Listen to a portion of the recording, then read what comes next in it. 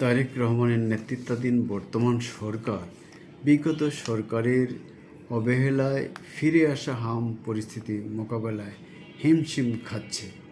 টিকাদান কার্যক্রম ও চিকিৎসা জোরদার করা হয়েছে। পরিস্থিতি মোকাবেলায় সরকারের পক্ষ থেকে বলা হচ্ছে শিগগিরই দেশের হাম পরিস্থিতির উন্নতি হবে, কিন্তু এখনও পরিস্থিতির উন্নতির তেমন কোনো লক্ষণ দেখা যাচ্ছে না। প্রতিদিনই পরিস্থিতির অবনতি ঘটছে। হামের লক্ষণ নিয়ে শিশুরা মারা যাচ্ছে।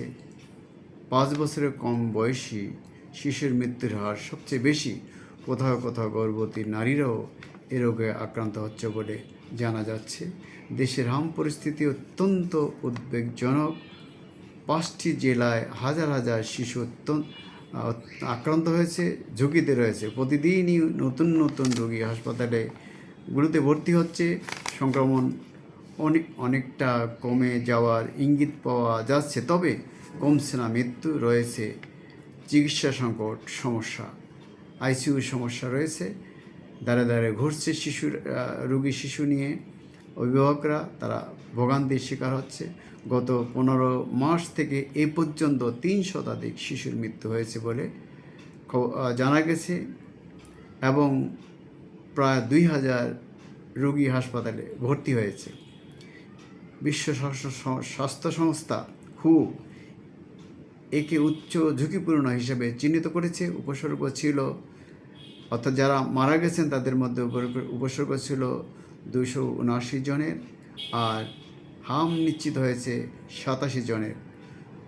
রোগী ও মৃত্যু উভয়ই বেশি ঢাকা ও সিলেট বিভাগে। দ্বিতীয় ডোজ টিকাদান কভারেজ কমে যাওয়া এবং সাম্প্রতিক বছরগুলোতে টিকাদানের ঘাটতির কারণে 10 থেকে 20 মিলিয়ন শিশুর ঝুঁকিতে রয়েছে। পরিস্থিতি মোকাবেলায় সরকার 5 এপ্রিল থেকে 6 মাস থেকে 59 মাস বয়সী শিশুদের জন্য জরুরি হাম রুবেলা টিকা কার্যক্রম শুরু করেছে। চলছে ইপিআই অন্যান্য কার্যক্রম। দ্রুত টিকাদান কার্যক্রম জোরদার করা এবং শিশুদের মধ্যে হামের লক্ষণ দেখা দিলে অবিলম্বে হাসপাতালে নেওয়ার পরামর্শ দিয়েছেন বিশেষজ্ঞ চিকিৎসকগণ। তারা আরও বলেন, শতকরা 95 বা তার চেয়েও বেশি শিশুকে টিকার আওতায় না আনতে পারলে এই প্রাদুর্ভাব নিয়ন্ত্রণ করা কঠিন হবে।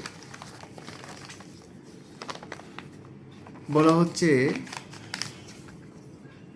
2024-25 সালের রাজনৈতিক অস্থিরতা, অন্তর্বর্তী সরকারের সময় টিকা সংগ্রহের জটিলতা এবং নিয়মিত টিকাদান কর্মসূচিতে ব্যাঘাতের কারণে দেশে হামের প্রকোপ ফিরে আসে।